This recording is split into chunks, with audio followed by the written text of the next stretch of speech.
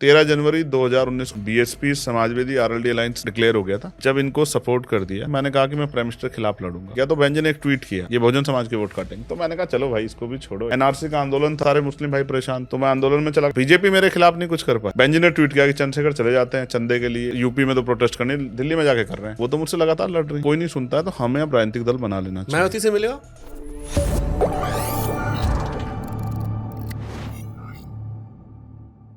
बहुत दिनों तक 2019 में मैं बाहर आया, 18 में बाहर आया, 2019 में लोकसभा का चुनाव हुआ। मैं आज आपको ऑन रिकॉर्ड, आप गूगल पे सर्च कर लो, 13 जनवरी 2019 को हमने रैली की। BSP Samajwadi RLD alliance declare हो गया था। हमने रैली करके कहा कि हम पूरे देश में इस अलायंस के लिए प्रचार करेंगे, हम इनको समर्थन। मैं 2019 तक की बात कर रहा हूँ, आप चेक कर सकते हैं। मेरी एक अच्छी बात यह है कि मैं झूठ नहीं बोलता हूँ, जो कोई कहना होगा कह दूंगा। तो 2019 में जब इनको सपोर्ट कर दिया, तो फिर हमारे लोगों ने कहा कि आपको भी लड़ना चाहिए। मैंने कहा कि मैं प्राइम मिनिस्टर के खिलाफ लड़ूंगा। तो मैंने यही 15 मार्च को घोषणा की कि मैं प्राइम मिनिस्टर के खिलाफ लड़। जनवरी में हमने इनके फेवर में कर दी, और 15 मार्च को हमने यहाँ काशीराम साहब की जन्म जयंती के अवसर पे जंतर मंतर पे ऐलान किया। तो बेंजन ने एक ट्वीट किया, कहा कि चंद्रशेखर ये फलानी पार्टी से जो है रिलेटेड है, देखिए मोदी जी को जिताने के लिए चले गए, क्योंकि ये कुछ वोट काटेंगे, उससे मोदी जी को फायदा होगा, ये बहुजन समाज के वोट काटेंगे। तो मैंने कहा चलो भाई इसको भी छोड़ो यार, काहे को मोदी जी को फायदा करना। तो मैंने उसको चुनाव को विड्रॉ कर दिया। फिर भी लगातार उनके लोग, और वो लगातार, जैसे मैं दिल्ली में पकड़ा गया, तब पार्टी भी नहीं थी, एनआरसी का आंदोलन था, कोई पूछने वाला नहीं था, सारे मुस्लिम भाई परेशान थे। तो मैं आंदोलन में चला गया, तो बीजेपी मेरे खिलाफ नहीं कुछ कर पाई। बेंजन ने ट्वीट किया कि चंद्रशेखर चले जाते हैं चंदे के लिए, अब ये यूपी में तो प्रोटेस्ट करने दिल्ली में जाके कर रहे हैं। तो मैंने सोचा कि यार मैं तो उनसे लड़ नहीं रहा हूँ, वो तो मुझसे लगातार लड़ रही।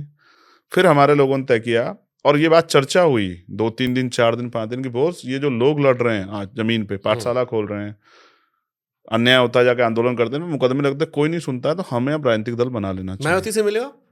नहीं, कभी मुलाकात नहीं हुई? नहीं। कोशिश की आपने? अब बहुत कोशिश की। एक कोशिश कहोगे तो आपके यहाँ भी कर लेंगे, मैं आप कहोगे तो मैं फोन उठा लूंगा। अभी मुझे कई लोग कहते हैं कि आप अखिलेश जी से मिलने जा सकते हो, राल जी से, हाँ, और ये बहुत सवाल आया था कि हाँ, ओवैसी से लेकर आप सबसे मिल सकते हो, ठीक है। मायावती से क्यों नहीं मिलते? आपने मुझसे कैसे टच किया? सोशल मीडिया, टीम के जरिए, फोन के जरिए? फोन के जरिए। हाँ। तो मैं अपना फोन मंगाता हूँ, हाथ कंगन को आरसी किया और पढ़े लिखे को फारसी किया, मैं मंगा देता हूँ। अभी उनके नंबर पर कॉल करता हूँ, और अभी आपके सामने कहूंगा, मेरे पास रिकॉर्डेड है बहुत सारी चीजें, आपके जो दर्शक हैं उनको पता लग जाए। मैं कहूंगा कि मैं चंद्रशेखर आजाद बोल रहा हूँ, मेंबर ऑफ पार्लियामेंट, और मैं आपसे मिलना चाहता हूँ। आप मुझे समय बता दो, 1 दिन, 2 दिन, 10 दिन, महीना, 2 महीने, आप बता दो। बुलाओ फोन। मेरा फोन दे दो।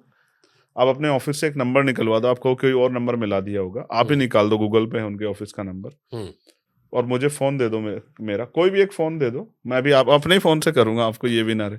ये देखो प्रैक्टिकल है। अभी मुझसे किसने 6 दिसंबर को ये कहा, आप में से कोई निकाल देना गूगल पे, बीएसपी पार्टी के जो ऑफिस है वहां का नंबर। तो उसने कहा कि बॉस आप क्यों नहीं जाके मिलते। मैंने कहा बॉस वो लीडर है, मैं बिना परमिशन के कैसे जा सकता हूँ। मैं फोन करता हूँ, उधर से कोई रिप्लाई नहीं आएगा, तो मैं क्या कर सकता हूँ। मैंने इस पे भी जब लोगों से पढ़ना शुरू किया और बीएसपी के लोगों से बातचीत, हालांकि फोन आ गया है तो फोन मिलाने के बाद ये वाली मैं आपको बात बताऊंगा कि बीएसपी के लोग आपके बारे में क्या सोचते हैं। ठीक है, या जो बीएसपी के हार्डकोर वोटर है। और वो नंबर भी दे दो अपने आप से ही, कहोगे किसी का ऐसा ही नंबर मैंने मिला दिया। जी जी, ये मेरे नेचर को सूट नहीं करता, मैं वही नंबर मिलाऊंगा जो आप दोगे। यही एक तरीका है बात करने का। हाँ हाँ, मैं इस बहाने कम से कम बात तो पहुंची जाएगी मायावती जी तक। कई बार पहुंची है। एक बार तो लास्ट टाइम उनके आशीष ने फोन उठाया, मैंने उसको डांट दिया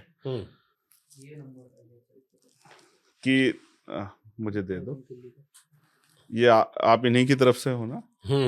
कभी ऐसा हो कि मेरे ही लोग खड़े होकर कह रहे हैं। तो मैंने उनसे कहा कि बॉस मुझे ऐसा लगता है कि आप नहीं चाहते कि मेरी और बहन जी की बात हो जाए, तो आप ऐसा कर रहे हो। तो उन्होंने एक लाइन मुझसे कही, वो बस लास्ट फोन था मेरी तरफ से, उस तरह से कि हम बहन जी के यहाँ काम करते हैं, हम वही करते हैं जो बहन जी कहती हैं, हम अपनी तरफ से कुछ नहीं करते हैं।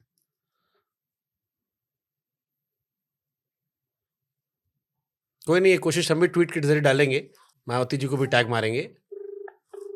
घंटी तो जा रही है। हाँ, जय भीम। मैं चंद्रशेखर आजाद बोल रहा हूँ, लोकसभा सांसद। जी मैं चंद्रशेखर आजाद बोल रहा हूँ, लोकसभा सांसद नगीना। जी सर। आप ठीक हैं? जी सर, हम ठीक हैं सर। बीएसपी ऑफिस का नंबर है? जी सर। मैं बहन जी से मिलना चाहता था, क्या संभव हो सकता है? आप मेरी बात पहुंचा दो उन तक। जी सर, मैं नोट किए ले रहा हूँ सर। ले लो। ठीक सर, मैं आपकी बात नोट किए ले रहा हूँ sir. Chandrashekhar Azad ji, number sir यही है? हाँ, यही नंबर है, मेरा पर्सनल है। जी सर। जो भी आप समय दोगे मैं आ जाऊंगा। ठीक सर, ठीक सर। मैं दोबारा सर फोन आप, करके पूछूं या आप लोग खुद कॉल कर देंगे? नहीं सर, हम बताएंगे सर। अच्छा, ठीक। जी सर, जय हिंद सर। जय भीम।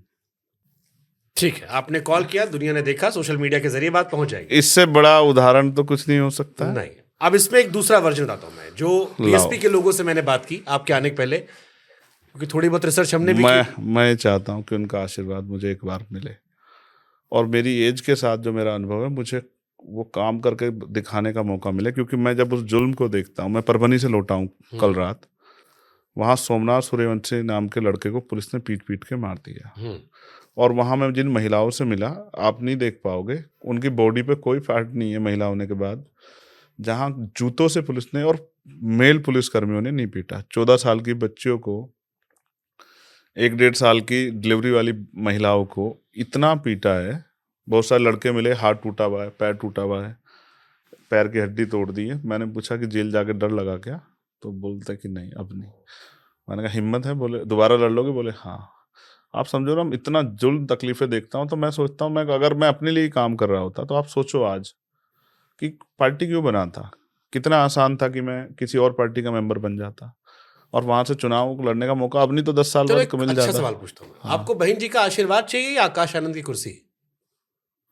आकाश आनंद किस कुर्सी पे हैं आज? क्योंकि लोग मान रहे सक्सेसर वही है, मायावती जी के बाद आगे वही संभालेंगे। देखो, फिर मैं आपको और बता दूं, आपके और मायावती जी के विरोध की भी जो चर्चाएं चलती हैं, उसमें भी एक यही बात आती है कि आप अगले अंबेडकर जी बनना चाहते हैं या नहीं, नेक्स्ट मायावती, नहीं, नहीं, कि ऐसा काशीराम मायावती अब बीच में सब हटा दो, जिंदगी भर की उनकी मेहनत पूरी आपको समर्पित कर दो। नहीं। अच्छा, ये बताओ आज वो किस पायदान पे हैं? बताओ। वोट बैंक तो उनका है ना, भले ही हार रही है, लेकिन मैं इसको ना नहीं कर रहा हूँ। वोट तो पाती ही है ना। सत्ता में तो नहीं है ना। हाँ, सत्ता में नहीं तो जो भी आएगा उसको काम करना है ना।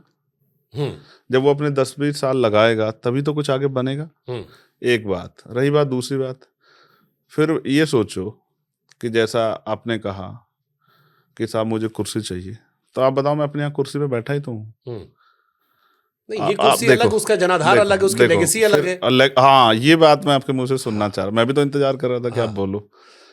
तो लेगेसी आप समझते हो? हाँ। डॉक्टर अंबेडकर की ने जिनको गुरु कहा, उनका नाम था राष्ट्रपिता ज्योतिबा फूले। वो महाराष्ट्र में पैदा हुए। बाबा साहब मध्य प्रदेश में पैदा हुए। उनकी मूवमेंट को आगे बढ़ाने वाले बीपी मौर्य यहाँ गाजियाबाद से उन्होंने काम किया। और बहुत बड़े पैमाने पर आगे बढ़ाने वाले मान्यवर काशीराम साहब, वो पंजाब में पैदा हुए। और फिर उसको आगे बढ़ाने वाली बहन जी गौतम बुद्ध नगर में पैदा हुई। इनमें कोई रिलेशन बताओ आप मुझे, पारिवारिक रिलेशन। प्रदेश का भी, प्रदेश में भी वो नहीं, डिस्ट्रिक्ट के रहे हो। तो आप ये समझो कि ये लेगेसी है।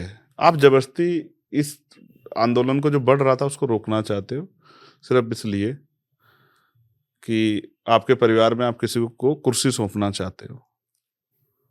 या ये तरीका हो सकता है कि आपका स्टाइल अलग है। स्टाइल में क्यों कह रहा हूं? अच्छा, स्टाइल में क्यों कह रहा हूं? बोलो। मुझसे बहुत सारे बीएसपी वालों ने कहा कि चंद्रशेखर का स्टाइल अलग है। जो बाकी बहुजन समाज के लोग हैं वो संविधान को सब कुछ मानते हैं। ठीक है। अगर कहीं पुलिस प्रशासन ने कोई नियम कायदा कानून तय कर दिया, वो हिंसक आंदोलन कभी नहीं करते हैं। आप अगर लेगेसी पुरानी देखोगे, चंद्रशेखर की शुरुआत बिल्कुल उल्टा होती है। वो जहां जाते हैं वहां उत्पात मच जाता है, जहां जाते हैं वहां बवाल मच जाता है। फिल्मी स्टाइल के एकदम हीरो की तरह इनकी एंट्री होती है और एकदम माहौल बना के कि एकदम बॉलीवुड की फिल्म है। वो आंदोलन से ज्यादा तड़क भड़क वाला मिजाज लगता है। अच्छा, अब मुझे यहाँ डिफरेंस आते हैं। अच्छा, ये कि मकसद भले एक हो, लेकिन स्टाइल बड़ा अलग है। वो गरम दल नरम दल वाला हिसाब किताब हो चलो ठीक है। मुझे सब आप ये बता दो अपने शब्दों में कि मैंने कौन सा एंटी कॉन्स्टिट्यूशनल काम किया है। मैंने ऐसा क्या किया है जिसको आप कह सकते हो कि ये संविधान की मर्यादा में नहीं था? आपने रिसर्च किया होगा। अगर मैंने कुछ भी ऐसा किया है, प्रोटेस्ट करना क्या कॉन्स्टिट्यूशन राइट नहीं देता है? देता है। पुलिस कहाँ कहेगी आपको कि आप प्रोटेस्ट कर लो और सरकार के खिलाफ कर लो और हम करने देंगे? तो आपके जो पीछे जितने लोग थे उनका स्टाइल आपसे जुदा क्यों हो गया फिर? कैसे हो गया? मायावती जी से लेकर काशीराम जी से लेकर बाकी सबका जो स्टाइल अच्छा, था प्रोटेस्ट ठीक है, करने का, चलो। वो आपसे इतना अलग कैसे है? चलो आप ये बताओ, आज जो बीजेपी सत्ता में है उनके एक बड़े नेता ने कहा कि हमें आरएसएस की जरूरत नहीं है। इसी लोकसभा चुनाव से पहले कहा नहीं कहा? उनके पूरे पीछे की लेगेसी आरएसएस को सर माथे रखती रही। वो भी दबे स्वरों में उनके बड़े से बड़ा नेता भी आरएसएस की बात को मानते हैं। आप मुझे ये बताओ, सोचो समय क्या है, आज का दौर क्या है? आज जनता ये चाहती है कि अगर उनके साथ कोई बात हुई है तो उनका नेता उनके बीच में आए, उनको सुने, उनके लिए आवाज उठाए। आज मेरे आने के बाद अम्बेडकर जी, काशीराम जी, मायावती जी आवाज नहीं उठा रहे एक थे? सेकंड, मेरे आने के बाद ये हुआ है कि जो कोई नहीं करता था वो आज होता है। हर आदमी किसी पीड़ित परिवार से मिलने जाता। आप इसको चेक कर लो, मैं ऑन रिकॉर्ड कह रहा हूँ। जब से हमने ये स्टार्ट किया है तब से हमसे बड़े बड़े नेताओं ने सीख लेके किया है।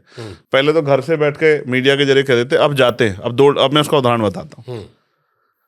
मैं संभल गया तो सब लोगों ने कहा कि हमें भी संभल जाना है, संभल जाना है, संभल जाना है।